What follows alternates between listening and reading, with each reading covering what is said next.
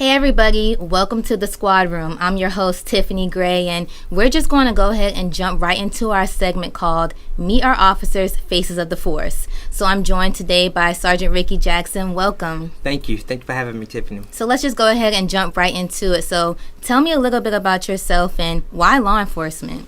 So I started my career in 2011, began on the patrol division.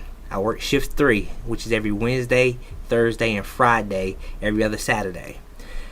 While working, I developed a huge passion for traffic investigation, traffic crashes, to ensure that citizens were safe, and I spent 9 years there.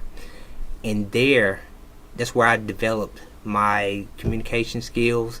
That's where I developed my passion for teaching at the Citizens Police Academy and building rapport with the citizens in the community.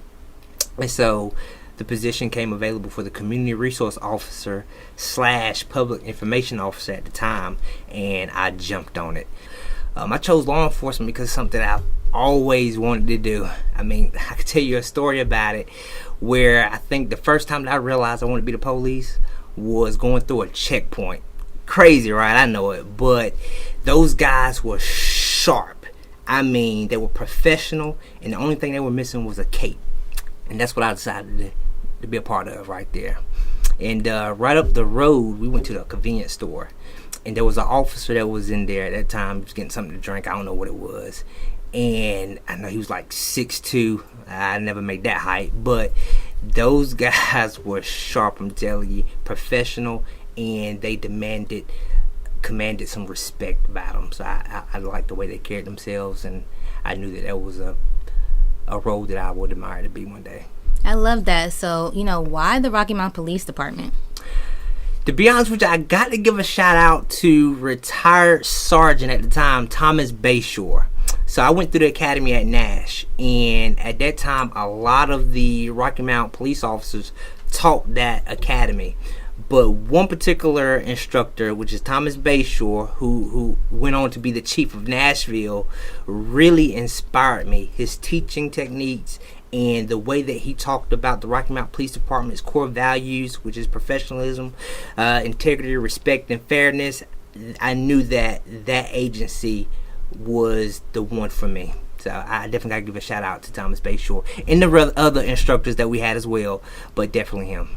Awesome. So I see your uniform is a little different than patrol officers right now. So, what's your current role and what does a typical day look like for you? All right. So my current role is the logistics supervisor, which I put out fires all day long, seems like. But with that being said, officers come to me when they need equipment, when they have any issues with their firearms, tasers, their fleet. If there's an issue with the patrol vehicles that are not operating as they should, blue light sirens malfunctioning, I am that liaison between fleet maintenance to ensure that they have what they need to do their jobs effectively, efficiently, and safely, most importantly. So you've been an officer for quite some time. So what are some challenges you've faced as an officer, and what are some ways you've overcome them? Social media. Social media is definitely a thing that we are overcoming. Of course, with the George Floyd and most recent one with Illinois with Sonia Massey. I want to tell people that this badge is a sign of help, a sign of trust. And a lot of times, parents see me and their child may be misbehaving, and they say, "Hey, he's going to get you. He's going to get you." I quickly trying to, hey, listen, this badge is a sign of help, not trouble.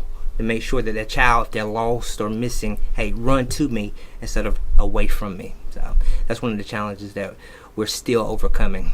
Absolutely. So out of all this time, what's something that's most memorable or, the most rewarding factor of being an officer, especially here in the Rocky Mount Police Department? Okay. That's a great question, and I'm glad that you asked it. I have to say paying homage to the employees, the officers before me, the African American employees. in, I can't remember what year it was, I think it was 2021, 2020, that I did an African American proclamation paying homage to the Chief Manleys, the Dolores Kellys, and it went before the city council just saying thank you to Ricky Coopers, thank you guys for paving the way for myself. And with that, I actually had conversations with all of those employees in their living rooms, just hearing about the happy stories here at Rocky Mount Police Department. I think that was definitely one of the great things and memorable moments that I had in my career. I love that. So it's clear you're passionate about what you do. So what's a message that you would like to send to our community? I spent most of my career in the traffic unit, and if I have one message that I would leave with the community, wear your seatbelts. Wear your seatbelt. Seatbelt saves lives. And also, lock your vehicle doors. So I would leave with that message. Awesome. Well, thank you, Sergeant Jackson, for joining us here and sharing some of your insights and truly showing us your dedication for the Rocky Mount Police Department. And thank you all for joining us again on the Squad Room. We'll see you next time. Thank you. See y'all.